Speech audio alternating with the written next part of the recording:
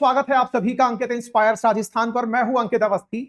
जैसा कि आप सभी जानते हैं कि भारत और अमेरिका के बीच में लंबे समय से ट्रेड्स को लेकर के नेगोशिएशंस चल रहे थे। मल्टीपल राउंड्स की वार्ता हुई और फाइनली 1 अगस्त यानी कि आने वाला कल डेडलाइन के रूप में डिसाइड हुआ।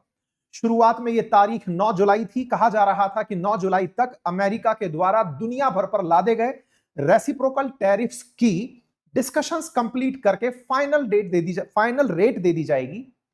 लेकिन ये 9 जुलाई तक जब नहीं हो पाया तो फाइनली 1 अगस्त अमेरिका द्वारा एक डेट रखी गई। एक संयोग ही कहा जाएगा कि देश की संसद में प्रधानमंत्री द्वारा यह कहना कि हमने किसी भी दुनिया के देश की बात नहीं मानी सीज फायर में, और उसके कुछ ही घंटे बीतते ही अमेरिकी राष्ट्रपति द्वारा यह कह देना कि मैं भारत के ऊपर 25% रेसिप्रोकल टैरिफ प्लस पेनल्टी लगाऊंगा। अब जब बात इस तरह की हो तो निश्चित ही टैरिफ से हमें यह समझना होगा कि जब कोई माल भारत से अमेरिका बिकने जाएगा, अब उस सामान पर अमेरिका वाले ज्यादा टैक्स वसूलेंगे। अगर टैक्स का प्रभाव देखा जाए तो अमेरिकियों को आने वाले समय में भारतीय सामान महंगे पड़ेंगे। यह तो अमेरिकियों पर पड़ने वाला प्रभाव हुआ। तो पहला सवाल तो दिमाग में यही बनता है कि क्या अमेरिका अपने लोगों से ज्यादा पैसा दिलवाने के लिए तैयार है? तो इसका जवाब शुरुआत में है नहीं, क्योंकि उसे लगता है कि ऐसा करके वो दुनिया के दूसरे देशों पर दबाव डाल सकता है, उन्हें प्रेशराइज कर सकता है कि देखो हम तो पैसे वाले हैं, दो महंगी चीजें खरीद भी लेंगे। लेकिन जिनका माल बिकने आ रहा है, अगर उनका माल बिकना ही कम हो गया और रिलेटिवली सस्ता माल दुनिया में किसी और देश से बिकने आ गया, क्योंकि उसके लिए तो हर कोई सप्लायर है। 193 देश अगर यूएन में है, अगर भारत केवल टेक्सटाइल की ही बात करे तो टेक्सटाइल के केस में भी भारत को कंपटीशन देने के लिए बांग्लादेश, आसियान कंट्री, चाइना, तमाम देश बैठे हैं। तो ऐसे में बहुत सारे ऐसे सेक्टर्स हैं जो कि अमेरिका द्वारा लगाए गए टैरिफ से भारत में भी प्रभावित होंगे। और अगर प्रभाव भारत पर है तो भारत के बहुत से राज्य ऐसे हैं जो अपने किसी ना किसी निर्धारित एक्सपोर्ट के लिए जाने जाते हैं। बात चूंकि राजस्थान की है, चर्चा हम अंकित इंस्पायर्स राजस्थान पर कर रहे हैं। मैं आपको एक तथ्य देता हूं और उस तथ्य के साथ आज की चर्चा को आगे बढ़ाता हूं। मेरे प्यारे साथियों, भारत अमेरिका के साथ पिछले वर्ष 2024 में लगभग 128 बिलियन डॉलर का कुल व्यापार किया, जिसमें इंपोर्ट और एक्सपोर्ट दोनों शामिल थे। दोनों शामिल होने से जो एक्सपोर्ट था वो हमारा ज्यादा था, इंपोर्ट कम था। कुल प्रभाव में हमने लगभग 45 बिलियन डॉलर अमेरिका से कमा लिए थे। अमेरिका को हमारी यही कमाई, क्योंकि हमारी कमाई का एक बड़ा स्रोत अमेरिका है, यही रास नहीं आई। अब जब हम सामान एक्सपोर्ट कर रहे हैं, 80 बिलियन डॉलर से ज्यादा का एक्सपोर्ट हम कर रहे हैं, तो ऐसे में बड़ा सवाल यह है कि भारत एक्सपोर्ट करता क्या क्या है। तो मैं आपको एक रफ आइडिया दूं तो लगभग 18 आइटम्स ऐसे हैं जिन्हें भारत ब्रॉड कैटेगरी के अंदर एक्सपोर्ट करता है, जिसमें पेट्रोलियम है, जेम्स एंड ज्वेलरी है, फार्मास्यूटिकल है, टेक्सटाइल है, ऑर्गेनिक केमिकल्स हैं। ये सब चीजें जो भारत के द्वारा एक्सपोर्ट की जाती हैं। खाद्य पदार्थ भी हैं जो भारत से एक्सपोर्ट की जाती हैं। अब जब हम इस नंबर की बात कर रहे हो तो इसमें कंट्रीब्यूट देश के विभिन्न राज्य करते हैं, 28 राज्य और 8 यूनियन टेरिटरी। ऐसे में हमारे राजस्थान से 18,000 करोड़ रुपए का एक्सपोर्ट अमेरिका को सालाना होता है। ऐसे में बड़ा सवाल यह है कि जब 18,000 करोड़ का सालाना एक्सपोर्ट राजस्थान से हो रहा है, तो क्या इस टैरिफ से, जिसके चलते अमेरिका हमारे माल के ऊपर 25% टैरिफ या फिर कम ज्यादा जो भी फाइनल डिटेल्स निकल कर आएंगी, अगर वो लगा देता है, तो राजस्थान के कौन से उद्योग ऐसे हैं जो इस 18,000 करोड़ में कंट्रीब्यूट करते हैं, उन पर क्या असर पड़ेगा? क्या आने वाले समय में राजस्थान में मंदी की मार होगी? क्या यहां पर बेरोजगारी बढ़ेगी? इन सभी विषयों पर आज का हम ये सेशन आगे बढ़ा रहे हैं। और मेरे साथ में है इसी पर्टिकुलर विषय पर डिस्कशन के लिए श्री राजीव अरोड़ा जी। आप प्रेसिडेंट हैं फेडरेशन ऑफ राजस्थान एक्सपोर्टर्स के, आप एक्स चेयरमैन हैं राजस्थान प्रमोशन काउंसिल के, Rajasthan small scale industry corps के, आप आरटीडीसी के भी चेयरमैन रह चुके हैं। आपसे हम इन सभी विषयों पर चर्चा करने वाले हैं प्रमुखता से कि सर, फोरे के बिहाफ पर आप हमें यह बता सकते हैं क्या कि राजस्थान का कौन सा सप्लाई प्रभावित होगा? तो स्वागत करता हूं मैं राजीव अरोड़ा जी का। सर, स्वागत है आपका। थैंक यू अंकित, बहुत बहुत वैलिड आपने क्वेश्चन पूछा है जी। क्योंकि राजस्थान जो है वो छोटे कारीगरों की और छोटी इंडस्ट्री की सबसे बड़ी स्टेट है। राजस्थान, गुजरात, 2 राज्य ऐसे हैं जहाँ पे हमारे पास बड़ी इंडस्ट्री से सामान तो एक्सपोर्ट होता है, लेकिन जहाँ पे छोटे-छोटे कुटीर उद्योग से बहुत सारा काम होता है। और ये जो टैरिफ की जो मार पड़ने वाली है, उससे राजस्थान बहुत ज़्यादा प्रभावित होगा। आप कुछ कह रहे थे? जी, तो सर पहला सवाल मेरा यही है कि भारत से, सॉरी राजस्थान से जो एक्सपोर्ट्स होते हैं, पहला क्वेश्चन कि कौन से माल एक्सपोर्ट होते हैं? देखिए, राजस्थान से लगभग 80-90 हज़ार करोड़ रुपए का साल का एक्सपोर्ट होता है, कुल। टोटल दुनिया भर टोटल को? दुनिया भर में, ठीक है। जिसमें लगभग 18 हज़ार करोड़ का एक्सपोर्ट अकेले अमेरिका को होता है, यूएसए को होता है। ओके। और वो जेम्स एंड ज्वेलरी के क्षेत्र में तो सिंगल लार्जेस्ट बायर है, देश का भी और राजस्थान का भी। और आपको मालूम है कि जयपुर में तो जौहरी बाज़ार है। जयपुर दुनिया की सबसे बड़ी कलर स्टोन की मंडी जयपुर है। सेमी प्रेशस स्टोन्स यहाँ पे कटते हैं, प्रेशस स्टोन्स कटते हैं, एमराल्ड जिसको पन्ना बोलते हैं, वो यहाँ पे कटिंग होती है और यहाँ से अमेरिकन मार्केट को एक्सपोर्ट होता है। इस देश से तो लैब ग्रोन डायमंड्स हैं, डायमंड्स भी एक्सपोर्ट होते हैं। जयपुर का उसमें कम रोल है, लेकिन silver jewellery, fashion and costume jewellery जो कि ब्रास कॉपर की बनी होती है, जिस पे सिल्वर गोल्ड प्लेटिंग होती है, और काफ़ी बड़ी मात्रा के अंदर गोल्ड से रिलेटेड ज्वेलरी जो दुनिया भर में चलती है, लग्जरी गुड्स हैं, वो सब यहाँ से बन के जाते हैं। लगभग 3000 करोड़ के अकेले जयपुर से यूएसए को एक्सपोर्ट होते हैं। उसके अलावा एग्रो एंड फूड प्रोडक्ट्स में लगभग 600-700 करोड़ रुपए का एक्सपोर्ट होता है। इसी तरीके से मार्बल, ग्रेनाइट, ऐसे जो पत्थर जो कि इमारती पत्थर कहलाते हैं, वो लगभग 1000 करोड़ रुपए के एक्सपोर्ट होते हैं। केमिकल्स और एलाइड प्रोडक्ट्स लगभग 1800 करोड़ रुपए के एक्सपोर्ट होते हैं। इंजीनियरिंग गुड्स ऑल्सो करीबन 2000 करोड़ रुपए के एक्सपोर्ट होते हैं। 500-600 करोड़ रुपए का हैंडीक्राफ्ट एक्सपोर्ट होता है। 300-400 करोड़ रुपए के कारपेट्स एक्सपोर्ट होते हैं, दरियाँ एक्सपोर्ट होती हैं। तो एक बहुत ही बड़ी रेंज है। पेपर प्रोडक्ट्स, हैंडमेड पेपर और पेपर से बने हुए दूसरी चीज़ें, पैकेजिंग मटेरियल, वो भी लगभग 1000 करोड़ रुपए का एक्सपोर्ट होता है। तो बहुत सारे ऐसे उद्योग हैं जो सीधे रूप से प्रभावित होंगे।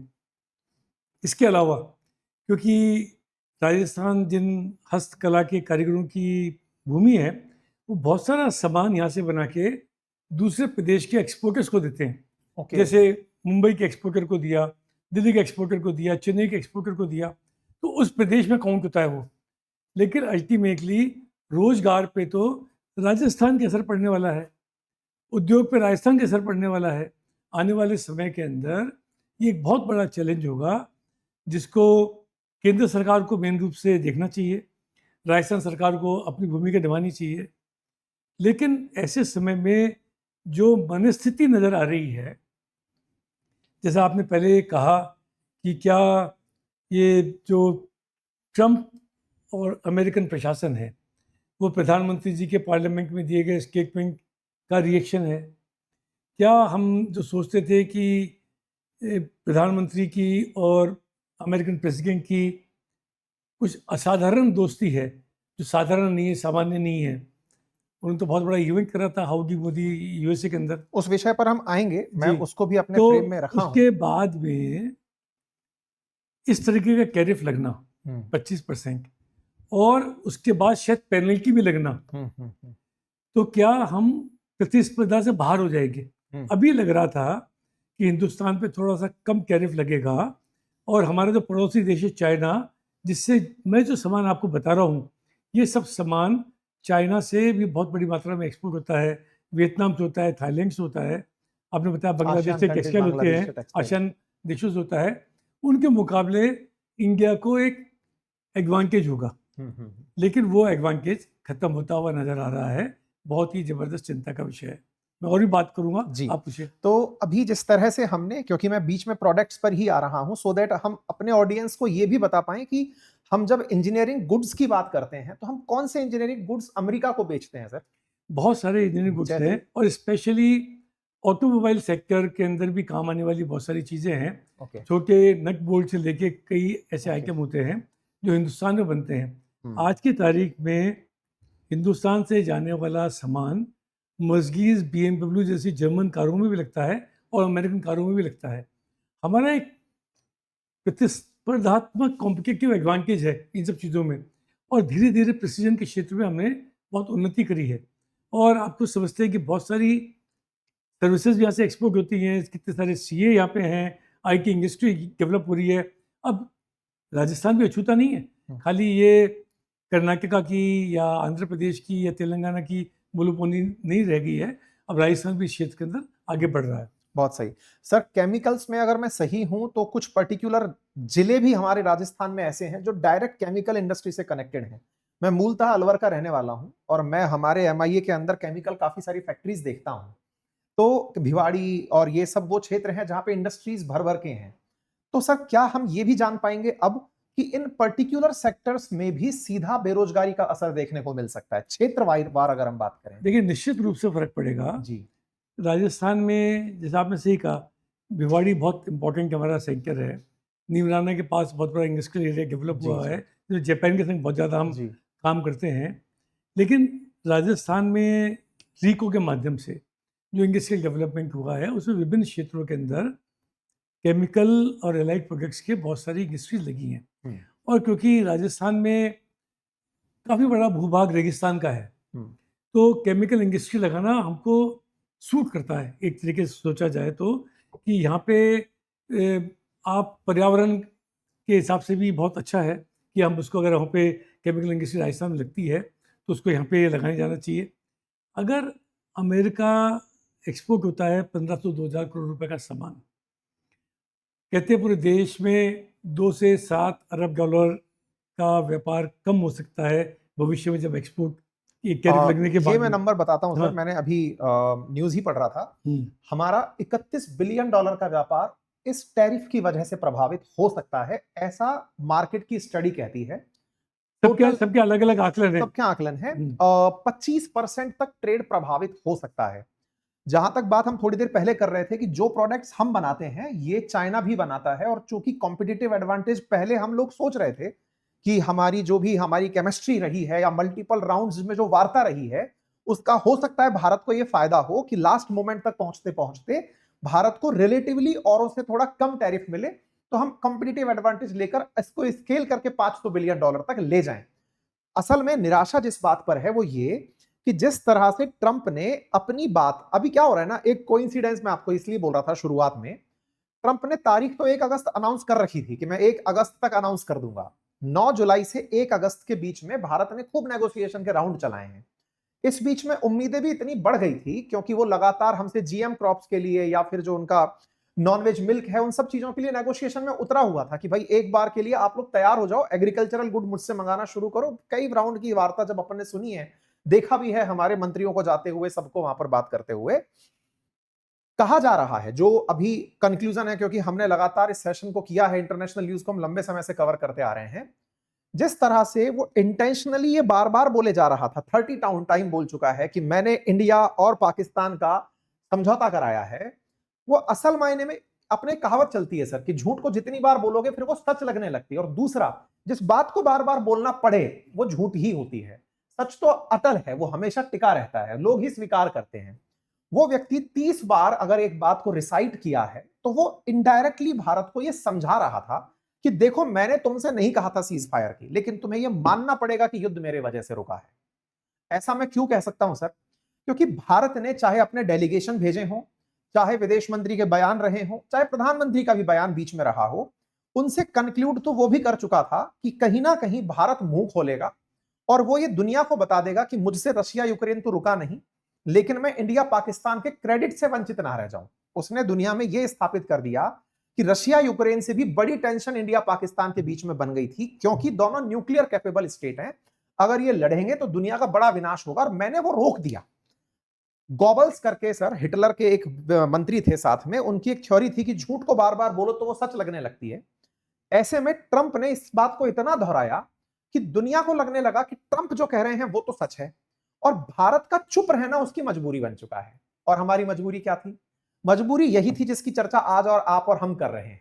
हमारे देश के वो लोग जो बेरोजगार हो सकते हैं, हमारा वो व्यापार, आज बाजार खुलते ही 700-800 अंक की गिरावट के साथ बाजार खुला, इसका मतलब कहीं ना कहीं ये इंपैक्ट हमारे राजनेताओं को, हमारे जितने भी लीड करने वाले लोग हैं, उन्हें पता था कि जैसे ही हमने इसके झूठ का इसका सामना करवा दिया कि सर सॉरी आप झूठ बोल रहे हैं, ये उसी दिन मुखौटा खोलेगा। मैंने शुरुआत में जो आपसे कहा कि इसका कोइंसिडेंस ही है कि 1 अगस्त आने वाली थी, 2 दिन पहले पीएम संसद में बोल देते हैं। वो तो इंतजार ही कर रहा था कि आपने मुंह खोला, मतलब वो होता है ना कनपट्टी पे बंदूक लगा के रखी, मुंह खोलो मैं अभी टैरिफ लेके बैठा हूं। आप सोचिए उस व्यक्ति के पास इतने समय बाद भी ये एग्जीक्यूशन प्लान नहीं है कि किस सेक्टर पर कितना टैरिफ लगेगा। अर्थात अभी तक भी वो व्यक्ति ये तैयार नहीं था कि इंडिया ये बात पब्लिकली स्वीकार करेगा कि आपने हमसे नहीं कहा था सीज फायर की।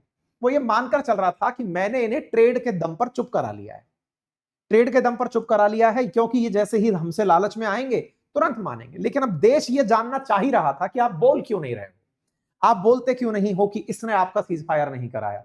आज देश को सही मायने में यह समझ में आ रहा है कि इतने दिन से हम चुप क्यों थे, क्योंकि यह आदमी हमारे साथ ब्लैकमेलिंग कर रहा था कि बोलोगे तो मैं पत्ता खोलूंगा। आप सोचिए सर, अभी भी न्यूज क्या है बाजार की? न्यूज ये है कि ट्रंप आने वाले टाइम में अभी नेगोशिएशन के और राउंड खोलने वाला है, लेकिन उसे ये रिएक्शन देना था कि मैंने देखो झूठ को दबा दिया। लेकिन कम से कम एक बेहतर चीज जो भारतीयों के लिए हुई वो ये कि सरकार की वो बात उस तक पहुंच गई, या दुनिया के भारत के लोगों को भी ये समझ में आ गई कि चुप होने का कीमत कितना चुका रहा था भारत।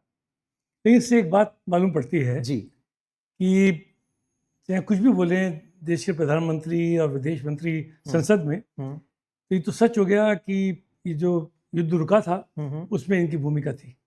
ये नहीं, एक चीज इसको मैं क्लियर करता हूं, क्योंकि इस पर हमारा इंटरनेशनल फोर्टे में बहुत लंबा काम करते हैं हम लोग। सर एक एक डेटा इस समय इस बात को बताने वाला उपलब्ध है। जैसे अभी 2 दिन पहले जब प्रधानमंत्री ने यह कहा कि 9 तारीख को उपराष्ट्रपति का हमारे पास कॉल आया था, यह सच है, क्योंकि सीएनएन की हमने एक न्यूज कटिंग सर शो की थी अपने सेशंस में, और उसमें यह बताया था कि सीएनएन ने 10 तारीख के दिन अपने अमेरिकी अखबार में यह छापा कि भारत को यहां से कॉल गया यह कहने के लिए कि पाकिस्तान आप पर हमला करने की बड़ी तैयारी कर रहा है। यानी कि वो लोग जो ये बात बोल रहे थे कि हमने भारत को कॉल किया, बिल्कुल किया। कब किया? 9-10 के बीच में किया। कॉल पर क्या कहा? कहा यह कि पाकिस्तान हमला करने की तैयारी कर रहा है। अब पाकिस्तान के हिमायती होने वाले आप होते कौन हो? सर अक्सर यही होता है, जो दाब में होता है वो शरण मांगने जाता है। शरण या तो भारत की आके मानो या अपने आकाओं की। पाकिस्तान का आपने अगर न्यूज फॉलो की हो तो क्रिप्टो के अंदर ट्रंप ने बहुत बड़ा इनका एक एम्पायर खड़ा कर दिया है। उनका सन इन लॉ भी गया था वहां पे, वो बिल्कुल गया था। तो असल मायने में ट्रंप एक व्यापारी आदमी है सर, वो राष्ट्रपति बनने नहीं, वो व्यापार बड़ा करने आया है। और उस व्यापारी को जब पाकिस्तान से यह समझाया गया कि सर हम आपके साथ में व्यापार करने को तैयार हैं, करप्ट सिस्टम है, आप जैसे चाहोगे चला लोगे, क्रिप्टो में भी उतरेंगे, जिसमें चाहोगे उतरोगे, बलूचिस्तान के अंदर माइंस हैं वो चाहो तो ले लो, और आज तो तेल की बात भी आ गई है कि सर तेल भी हमारे यहाँ एक्सप्लोर कर लो, क्योंकि कराची बंदरगाह के आसपास, जैसे अपन कच्छ के आसपास हाई सी, मुंबई हाई सी के आसपास तेल तलाशते हैं, अमेरिकी कंपनियां वहां तलाशेंगी बिल्कुल ग्वादार की तरह से कि चलो भाई यहां तेल तलाशते हैं।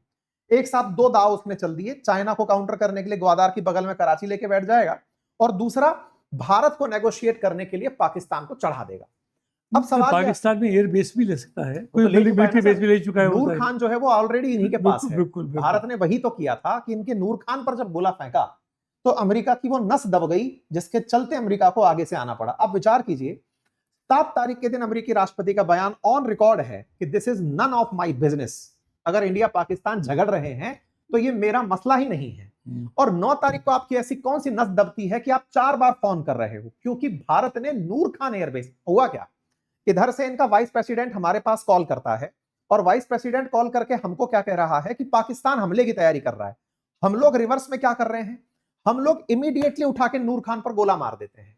नूर खान पर गोला मारना ही पाकिस्तान के लिए त्राहिमाम बुलाने जैसा था कि साहब अब बचा लो, मैं सरेंडर की मुद्रा में हूं। बचाएगा कौन? भारत तो बचा नहीं सकता।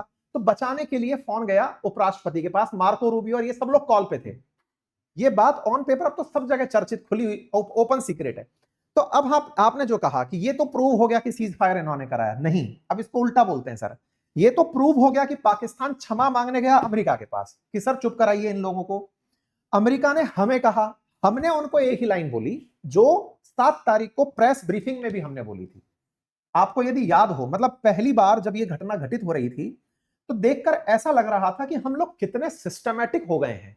हमला करते हैं, सुबह आर्मी ऑफिशियल्स आते हैं, वो बताते हैं कि दिस इज नॉन एस्केलेटरी, हम बदले की कार्यवाही नहीं चाहते, अगर करोगे तो इसके घातक परिणाम होंगे। हम ओपन बोल रहे हैं, हमने अपना अंजाम दिया, जैसे हमने स्ट्राइक सर्जिकल की थी तब किया था, या फिर हमने बालाकोट एयर स्ट्राइक की तब किया था, या फिर अब करके आए हैं, आतंकी ठिकाने मिटाकर आ गए। अब आपको लगता है कि अपने आकाओं को बचाने के लिए हमसे आना है झगड़ने, तो आओ, हम तैयार हैं। ये तो हमारी तरफ से था। हम हर बार एक ही लाइन अपनी प्रेस कॉन्फ्रेंस में बोल रहे थे कि यदि आप कहोगे तो ही रुकेंगे, आगे से रुकेंगे, तुम्हारे कहने पर रुकेंगे, हम नहीं रुकेंगे। तुमने एस्केलेशन किया। तो भारत जो ये बात बोल रहा है कि अमेरिका, दुनिया जो कह रही है कि अमेरिका के कहने पर सीज फायर हुआ, सर इतना तो सबके सामने पब्लिक है कि उधर से पाकिस्तान के डीजीएमओ का कॉल भारत के डीजीएमओ के पास आता है। ओपन है ये बात। भारत ने उपराष्ट्रपति से कहा कि हम हमला तभी रोकेंगे जब उधर से कॉल आएगा।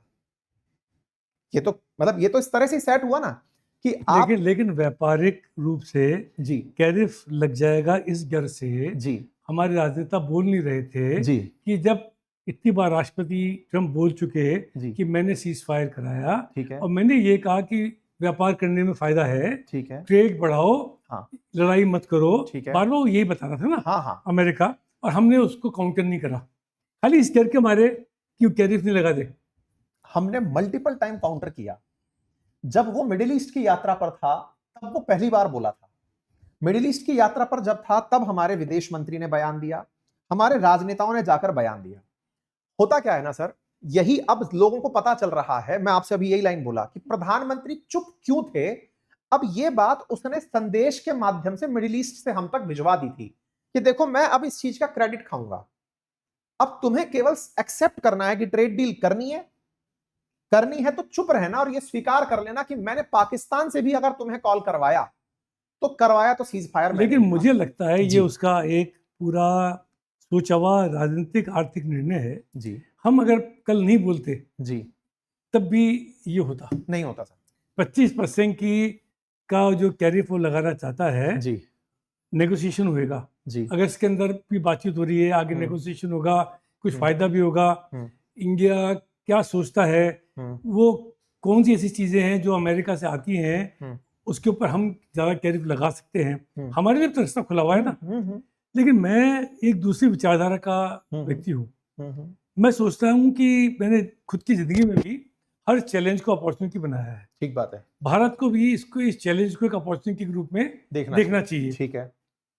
जब हिंदुस्तानी व्यक्ति, आप अंकित से जानते हो कि आज गूगल को सुंदर पिचाई हैक कर रहे हैं, इंदिरा नूई पेप्सी को खरीदते थे समय से, हिंदुस्तान के बड़े बड़े लोग अमेरिका में जाके, सिलिकॉन वैली में जाके बड़े बड़े कॉर्पोरेशन को हैक कर रहे हैं। ठीक है। नए स्टार्टअप्स लेके आ रहे हैं, नई चीजें कर रहे हैं।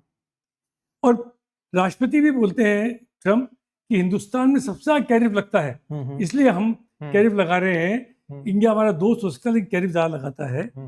एक बात तो लगता है कि हिंदुस्तान में अभी भी व्यापार के लिए वो ईज टू डू बिजनेस का माहौल उतना बना हुआ नहीं है। उस पर काम करने की तो अब ये आपके लिए मौका है, आप ब्रेन ड्रेन को रोक सकते हैं। हिंदुस्तान से योग्य पढ़े लिखे लोग अमेरिका जाके अपना भविष्य बनाने के लिए जाएं, अपना फॉर्च्यून बनाने के लिए जाएं। उसकी जगह उनको कहें कि हिंदुस्तान आपको अपॉर्चुनिटी देगा, यहाँ पे लोअर टैक्सेशन का सिस्टम होगा, आपको गवर्नमेंट का सपोर्ट मिलेगा, राज्य सरकारों का सपोर्ट मिलेगा। तो ये जो 4 साल ट्रम्प के कार्यकाल है, जिसको लोग सोच रहे हैं, ज़्यादातर इकोनॉमिक विशेषज्ञ, फाइनेंशियल विशेषज्ञ बोल रहे हैं कि 4 साल देश के लिए बहुत खराब होने वाले हैं आर्थिक रूप से। शेयर मार्केट आप देख रहे हैं आज टूटा ही है, लगता है कि रुपये कमजोर होएगा। 67 पैसे 70 पैसे कल रुपये टूट गया था, डॉलर बढ़ गया है, आने वाले समय के अंदर 89 90 भी डॉलर जा सकता है। तो परिस्थिति को बहुत अच्छी नजर नहीं आ रही। लेकिन अगर ऐसे 3-4 वर्षों को हम ये उपयोग कर सके कि बाहर जो लोग गए हुए हैं उनको यहाँ बुलाएं, या जो जाने वाले हैं, आप खुद IIT से पढ़े हुए व्यक्ति हो, इस तरीके के लोग जो सोचते हैं वहीं पे जाके हम कुछ बना सकते हैं। अभी रोज सुनते हैं कि जितने पैसे वाले हैं दुबई जा रहे हैं, जो नए नहीं बन रहे, जो पहले से बने हुए हैं वो भी बाहर जा रहे हैं। बिल्कुल। तो ऐसे समय के अंदर वातावरण बना के हिंदुस्तान के पास एक इतनी बड़ी कंज्यूमर है, 140 करोड़ की आबादी है, शायद देश का दुनिया का सबसे बड़ा देश हो गया होगा। जो कहते हैं चाइना इंडिया बराबर से हो गए हैं, इंडिया आगे भी निकल सकता है उसके अंदर। पूरा दुनिया इसको देख रहा है, चाइना इसको अपने मार्केट में देखता है। और हमारे लिए ये जो हथौड़ा पड़ा है इसलिए है कि चाइना के संग तो हमारा ट्रेड बैलेंस खराब है। हाँ हाँ, हम चाइना हमको ज़्यादा एक्सपोर्ट करता है, बिल्कुल। हम कम उसको एक्सपोर्ट कर पाते हैं, हम इम्पोर्ट ज़्यादा करते हैं। यूएसए से हमारे पास वो दुधारी गाय थी हमारे पास जिससे हम कमाते थे, उसको उसने रोकने की कोशिश करी, कमज़ोर बनाने की कोशिश करी है। उस समय को अपॉर्चुनिटी बना के सरकार एक तरफ से तो कूटनीतिक रूप से कोशिश करे कि ये टैरिफ कम हो सके, नहीं होए तो पैरेलल काम करना चाहिए किस तरीके से इंडियन इंडस्ट्री को प्रोटेक्शन दिया जाए, कैसे इंडियन मार्केट को बड़ा बनाया जाए, इंडियन कंज्यूमर के पॉकेट के अंदर ज़्यादा पैसा है कि वो ज़्यादा स्पेंड करे। अमेरिका बड़ा मार्केट कैसे हो गया? वो हमसे कम आबादी, हमसे 1/5 आबादी, और इतनी बड़ी इकोनॉमी, कितनी 40 ट्रिलियन की इकोनॉमी, हम तो पहुंचने में हमको बहुत टाइम लगेगा क्योंकि वहाँ पर कंज्यूमरिज्म है, वहाँ का आम आदमी कुछ चीज़ें खरीदता है क्योंकि उसके पॉकेट में पैसा है। तो हमको अब उस इंडस्ट्री को हिंदुस्तान की तरफ लाने की सोचना पड़ेगा कि इंडिया के लोकल कैसे बेचें, दूसरी कंट्रीज कैसे बेचें। यूरोप की स्थिति बहुत ख़राब है, नहीं तो एक अभी यूके से हमारा ट्रेड डील हुई है, उसका फ़ायदा हो सकता था, उसको फास्ट करने की कोशिश कर सकते थे, लेकिन अब कैसे कॉम्पिटिटिव बनाए, कैसे इंडस्ट्री को रोके, ये सोचने की बात है। कैसे प्रोडक्शन लिंक स्कीम्स हम बनाएं, उसकी वजह से यहाँ पे लोगों को, इंडस्ट्री को हम थोड़ा सा मौका दें। और WTO में भी जाना चाहिए। ये आप किसी को आंख दिखा के कि आप रशिया से ऑयल क्यों ले रहे हो, रशिया से हथियार क्यों ले रहे हो, ये कह के आप मेरे को सामान बेचना बंद नहीं कर सकते। और कोई एक अपनी पसंद की आर्बिट्रेरी कोई टैरिफ नहीं लगा सकते। 15% जिसमें लगना चाहिए, और आप दूसरी कंट्री से वो आइटम कम टैरिफ पे खरीदोगे लोगे, तो आप दुनिया को पहले तो शिक्षा देते हो, फिर उसको खुद फॉलो नहीं करते। तो हमको अब ये ऐसा हो गया है कि चारों तरफ से लड़ाई लड़नी पड़ेगी। और निश्चित रूप से पाकिस्तान के प्रति जो प्रेम नजर आ रहा है, तो उससे पाकिस्तान को भी ताकत मिलेगी। निश्चित रूप से जो आज की परिस्थितियां बन रही हैं उसको ताकत मिलेगी, तो वो हमारे लिए एक चैलेंज बना रहेगा कि चाइना पाकिस्तान मिलकर लड़ाई लड़ रहे हैं। एक लड़ाई तो होनी रही, ये दो फ्रंट पे लड़ाई नहीं है, एक ही फ्रंट पे लड़ाई है। हम पाकिस्तान से लड़ाई लड़ रहे हैं तो चाइना पाकिस्तान दोनों से लड़ाई लड़ रहे हैं। तो आने वाला समय चैलेंजिंग है हिंदुस्तान की विदेश नीति के लिए, हिंदुस्तान की आर्थिक नीति के लिए, हिंदुस्तान की राजनीतिक नीति के लिए। लेकिन अगर प्रधानमंत्री विपक्ष को भी साथ ले, सोच के एक कंसेंसस बनाए, इस चैलेंज को अपॉर्चुनिटी बनाए, तो निश्चित रूप से हो सकता है देश को एक लीप फॉरवर्ड स्टेप हमको मिल सकता है। बहुत बढ़िया। तो आज आपने इस सेशन के माध्यम से एक बहुत ही अच्छा जो संदेश निकल करके आया, वो ये कि हमारे पास में इस चैलेंज को अपॉर्चुनिटी में बदलने की, चुनौती को अवसर में बदलने की बहुत जरूरत है, और वो हमारे सामने मौका बन के खड़ी है। और उस मौके में सरकार से अपेक्षाएं ना केवल आप कूटनीतिक स्तर पर अमेरिका के साथ वार्ता करें, अपितु जो समस्त भारतीय ये विश्वास के साथ जीते हैं कि अमेरिका वाले हमसे ज्यादा आगे हैं, पहले उस विश्वास को वापस करवा दीजिए। ये कहकर ही सही कि ब्रेन ड्रेन यहां से नहीं होगा, और ब्रेन ड्रेन के लिए जो भारत के बहुत टैलेंटेड लोग बाहर जाकर काम करना चाहते हैं, बेहतर है कि उन्हें यहां पर स्टार्टअप इंडिया जैसी पॉलिसीज हो या कंपनियों के लिए PLI जैसी स्कीम हो, वो अब धरातल पर होती दिखें। मेक इन इंडिया केवल कैंपेन ना रह जाए, उसके माध्यम से काम होते हुए दिखें और वो फीलिंग दे बाहर बैठे हुए लोगों को। क्योंकि आज के समय में कोई भी व्यक्ति, चाहे मेरा जैसा छोटा आदमी, चाहे छोटा सा काम करने निकला हो, उसे भी टैक्स डिपार्टमेंट कॉल करके किसी ना किसी तरीके से, हाँ जी क्या करते हैं, कैसे करते हैं, जो टैक्स के नाम पर टेररिज्म है ना, वो धीरे धीरे कम करने की आवश्यकता है। भारत में बैठे आदमियों को यह लगे कि हाँ, हम जो टैक्स पे कर रहे हैं वो वर्थ इट है। आपने जो बात मेंशन की, परचेजिंग पावर पैरिटी, खरीद की क्षमता के आधार पर भारत, भले ही आबादी के हिसाब से हम नंबर 1 पर हो, फिर भी हम दुनिया में 3rd लार्जेस्ट इकोनॉमी है सामान खरीदने की क्षमता के आधार पर। हमारे अपने ही कंज्यूमर्स को इतना मजबूत करें कि भारत अपने लिए भी अगर पैदा करने लगे तो विदेशों पर निर्भरता स्वतः ही कम होगी। हमारा टैलेंट अपने पास रुकने लगे, क्योंकि आज हमारा टैलेंट मजबूर हुआ देश से बाहर जाकर काम करने के लिए। क्योंकि आप पैसा तो दे सकते हैं, लेकिन पैसे के साथ में एक बेहतर परिवेश भी उपलब्ध कराने के लिए सरकार काम करे, तो निश्चित ही इस 4 साल में हम अमेरिका को यह दिखाने में तो कामयाब हो जाएंगे। और साथियों, अक्सर आपदा में ही अवसर निकल कर आते हैं, और हम इसे बदलें। इसी विषय के साथ और इसी सोच के साथ आज के सेशन को यहीं विराम देते हैं।